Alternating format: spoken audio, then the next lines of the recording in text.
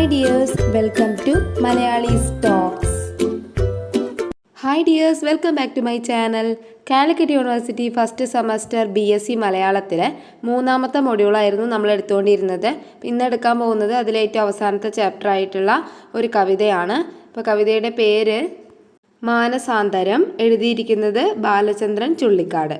അപ്പോൾ okay, class കേൾക്കുന്നതിന് മുമ്പ് എല്ലാവരും ചാനൽ സബ്സ്ക്രൈബ് ചെയ്യുക കേട്ടോ. ആരെങ്കിലും ചെയ്യാത്തവരുണ്ടെങ്കിൽ ഈ ചാപ്റ്ററിൻ്റെ നോട്ട്സ് ടെലഗ്രാം ചാനലിൽ അപ്ലോഡ് ചെയ്യുന്നുണ്ട്, ലിങ്ക് ഡിസ്ക്രിപ്ഷനിൽ കൊടുക്കാം.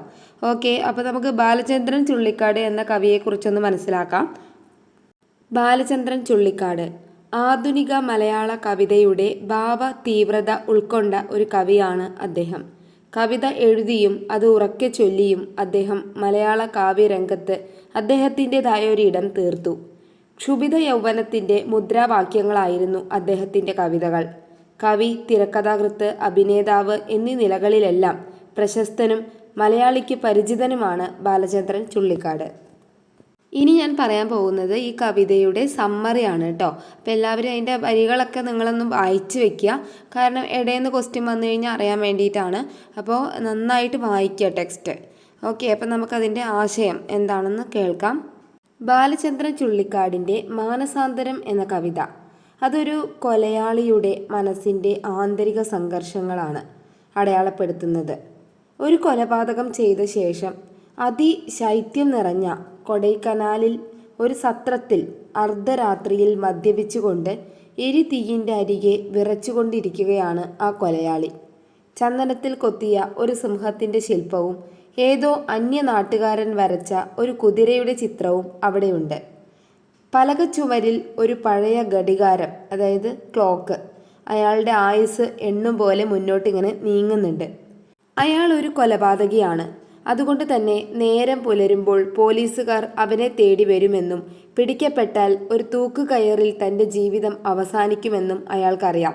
അതുകൊണ്ട് തന്നെ ഏറെ ഭയപ്പെട്ടാണ് അയാൾ അവിടെ കഴിയുന്നത്. പിടി നൽകണമോ വിഷം കഴിച്ച് ആത്മഹത്യ ചെയ്യണമോ എന്നുള്ള സംഘർഷത്തിലാണ് അയാൾ. എന്തായാലും ഒളിവു ജീവിതത്തിന് ഒരു അവസാനമുണ്ടെന്നും എത്രയും വേഗം ഒളിവു ജീവിതം കഴിയുന്നതാണ് ഉത്തമമെന്നും അയാൾക്ക് നന്നായിട്ട് അറിയാം. രക്തം പുരണ്ട അവൻ്റെ കൈകൾ ഒരു ചെറു തൂവാല കൊണ്ട് മറയ്ക്കാൻ അധിക നാൾ കഴിയില്ല എന്ന് അദ്ദേഹത്തിന് നന്നായിട്ടറിയാം. ദേവഗംഗ ലയിച്ച കടൽ പോലും മതിയാവില്ല തൻ്റെ കൈകൾ ശുദ്ധമാക്കാൻ. ഇങ്ങനെ താൻ ചെയ്ത കൊടും പാതകത്തെക്കുറിച്ച് ഓർത്ത് വളരെ പശ്ചാത്താപ വിവശനായി അയാൾ അമ്മയെക്കുറിച്ച് ഓർക്കുകയാണ്. ഒരു ഉറുമ്പിനെ നോവിക്കുകയാണെങ്കിൽ അത് തടഞ്ഞുകൊണ്ട് കരുണ വായ്പോടെ അമ്മ പറയും, പരപീഡ ചെയ്താൽ നരകത്തിൽ എണ്ണയിൽ നീ പൊരിയുമെന്ന്. അമ്മയുടെ വയറ്റിൽ അവൻ്റെ ജീവൻ കുരുത്ത നാൾ മുതൽ അമ്മയ്ക്ക് ജീവിതം ദുഃഖഭരിതമായിരുന്നു. ഒടുവിൽ മകൻ കൊലയാളിയായി. അവൻ്റെ ജീവിതം വെറുമൊരു തൂക്കുകയറിൽ ഒടുങ്ങുന്നത് കാണാൻ നിൽക്കാതെ അമ്മ ഈ ലോകത്തു നിന്ന് തന്നെ പോയി. പരസ്ത്രീകളെ പുണർന്നു നടന്നവനും മറ്റുള്ളവരുടെ ഭാര്യമാരെ ആസ്വദിച്ചവനും അന്യരെ പീഡിപ്പിക്കുന്നതിൽ ആനന്ദം കണ്ടെത്തിയവനുമായിരുന്നു അവൻ. അയാൾക്ക് സുഖമൊരു മരീചിക പോലെയായിരുന്നു. അയാളുടെ ഉള്ളിൽ ഒരു മൃഗം ഒളിഞ്ഞു കിടപ്പുണ്ടായിരുന്നു. അതുകൊണ്ട് തന്നെ ഗുരുക്കന്മാർ പറഞ്ഞതെല്ലാം അവൻ അവഗണിച്ചു. ഒടുവിൽ അയാൾ കൊലപാതകിയായി. ആ സമയത്ത് അറിയാതെ അയാളിൽ ദൈവശബ്ദം ഉയർന്നു. അതിൽ അയാൾ വിസ്മയിച്ചുപോയി. കുട്ടിക്കാലത്തിന് ശേഷം ഇതുവരെ ദൈവത്തെ വിളിച്ചിട്ടില്ല. ഒരു പക്ഷേ കുട്ടിക്കാലത്ത് അമ്മ മനസ്സിൽ നട്ട വിത്ത് കുട്ടിക്ക് വേദന ഒരു മഴയായി പെയ്തപ്പോൾ പൊട്ടിമുളച്ചതാവാം. മുലയുണ്ണുന്ന ഒരു കുഞ്ഞ് നൽകുന്ന ആനന്ദമറിഞ്ഞ ഒരമ്മയും ഒരു കുഞ്ഞിനോടും ഈശ്വരനെ നിന്ദിക്കണം എന്ന് പറയില്ല, അസത്യം പറയരുതെന്നും പറയില്ല.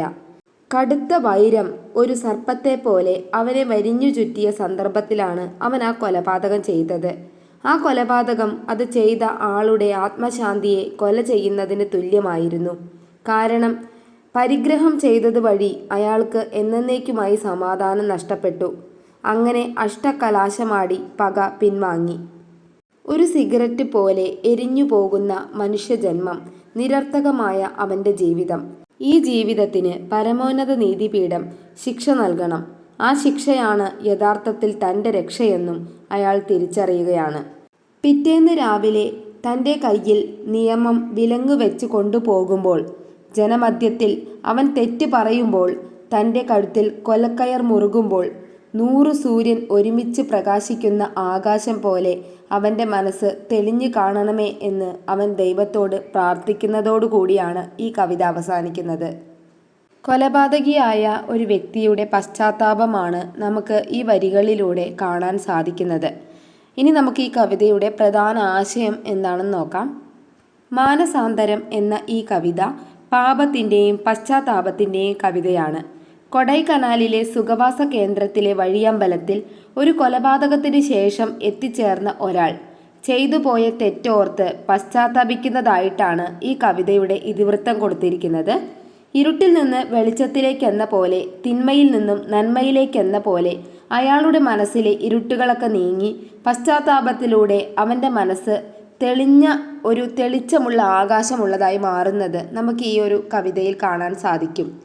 വഴിയമ്പലത്തിൽ അയാൾ ഇരിക്കുന്ന മുറിയിൽ മൃഗീയതയുടെ പ്രതീകമായ സിംഹവും പിടിച്ചടക്കലിൻ്റെ പ്രതീകമായ ഒരു അശ്വചിത്രവും കൊഴിഞ്ഞു വീഴുന്ന ആയുസ്സിനെ പ്രതിനിധീകരിച്ചുകൊണ്ട് ഒരു ഘടികാരവുമുണ്ട്.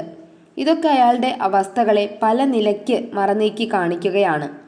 ഇവിടെ പറയുന്നത് കൊടൈക്കനാലിൽ അവർ ഉണ്ടായിരുന്ന സമയത്തുണ്ടായിരുന്ന ആ 3 കാര്യങ്ങൾ, അതായത് ഒന്നാമത്തത് ഘടികാരം, പിന്നെ 2 ചിത്രങ്ങൾ, അത് 3ഉം അവൻ്റെ ആ ഒരു അവസ്ഥയെ കാണിക്കുന്നതാണ് എന്നതാണ്. ചിലപ്പോൾ ഇതുമായി ബന്ധപ്പെട്ട ഒരു ക്വസ്റ്റ്യൻ ചോദിക്കാൻ സാധ്യത ഉണ്ട് കേട്ടോ.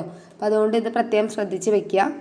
ഗുരുവിൻ്റെ വചനം നിഷേധിച്ചുകൊണ്ട് തെറ്റിൽ നിന്നും തെറ്റിലേക്ക് പാഞ്ഞ് അയാൾ ഒടുവിൽ കൊലക്കുറ്റം വരെ ചെയ്യുന്നു. ആ കൊലക്കുറ്റത്തിന് ശേഷം അവൻ്റെ സമാധാനം ഇല്ലാതായി എന്നവൻ തിരിച്ചറിയുകയാണ്. അയാളുടെ ശാന്തി നഷ്ടപ്പെട്ടു. അങ്ങനെ അശാന്തമായ ജീവിതത്തിൽ അയാൾ അറിയാതെ ദൈവശബ്ദം ഉരുവിടുകയാണ്. അവൻ്റെ അമ്മയെ ഓർക്കുകയാണ്, ഗുരുവിനെ ഓർക്കുകയാണ്. അങ്ങനെ അവൻ നീതിക്ക് മുന്നിൽ കീഴടങ്ങി കൊലക്കയർ മുറുകുമ്പോൾ തെളിഞ്ഞ മനസ്സോടെ അതിനെ സ്വീകരിക്കാനുള്ളൊരവസ്ഥയിലേക്ക് എത്തിച്ചേരുകയാണ്. അയാളുടെ മനസ്സിന് വന്ന ഈ ഒരു പരിവർത്തനമാണ് മാനസാന്തരം എന്ന കവിത. ഇതോടു കൂടിയിട്ട് ഈ ഒരു കവിത അവസാനിച്ചിരിക്കുകയാണ്. എളുപ്പത്തിൽ മനസ്സിലാക്കാൻ പറ്റുന്ന ഒരു കവിതയാണിത്. അപ്പോൾ ഇതിലെ വരികളൊക്കെ നന്നായി വായിച്ചു പോയാൽ തന്നെ നിങ്ങൾക്ക് ഇതിൻ്റെ ആശയം പെട്ടെന്ന് എഴുതാനായിട്ട് സാധിക്കും. പ്രത്യേകം പറയാവുന്ന ഒരു കാര്യം എന്ന് പറഞ്ഞു കഴിഞ്ഞാൽ ഈ കവിത നന്നായിട്ട് വായിച്ചിട്ട് പോവുക, അതാണ് ഏറ്റവും ഇമ്പോർട്ടൻ്റ് എന്ന് പറയുന്നത്. ഓക്കെ, അപ്പോൾ ഇത്രയേ ഉള്ളൂ. എല്ലാവരും ചാനൽ സബ്സ്ക്രൈബ് ചെയ്യുക, സപ്പോർട്ട് ചെയ്യുക. Thank you for watching.